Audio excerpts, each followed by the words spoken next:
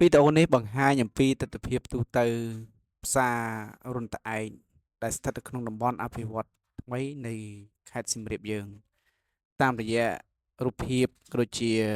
សកម្មភាពនៅក្នុងវីដេអូនេះយើងសង្កេតឃើញថានៅក្នុងចំណុចសំខាន់ដូចជាទី1បរិយាកាសនិងហេដ្ឋារចនាសម្ព័ន្ធផ្លូវថ្នល់ជាផ្លូវបេតុងធំទូលាយស្អាតនិងមានរបៀបរៀបរយសម្រួលដល់ការធ្វើដំណើររបស់បងប្អូនប្រជាពលរដ្ឋហើយថ្ងៃនេះជាថ្ងៃឈប់សម្រាកផងដែរខ្ញុំព្យាយាម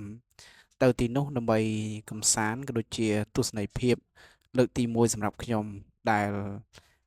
ភាគច្រើនបងប្អូនដែលទៅរស់ទីនោះគឺគាត់ជាអ្នកបងប្អូនដែលធ្វើការផ្លាស់ប្ដូរលំនៅពីក្រុងសៀមរាបឬក៏តំបន់គេហៅថា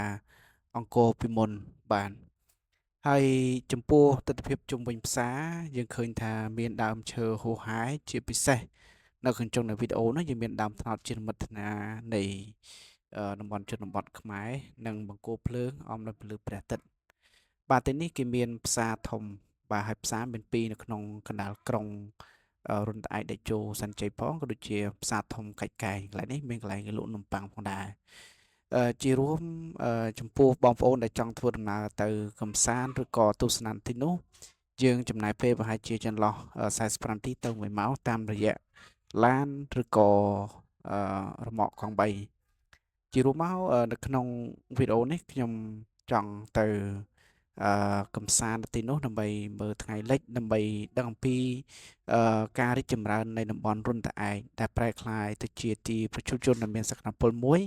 ជាមួយនឹងការរៀបចំផ្លូវថ្នល់និងការលក់ដូរឲ្យមានរបៀបរៀបរយផងដែរហើយក៏ឃើញបងប្អូនមួយចំនួនក៏មានការលំបាកក៏ប៉ុន្តែយើងសង្ឃឹមថាជូនពរពួកគាត់សំណាងល្អទាំងអស់គ្នាសូមអរគុណបាទ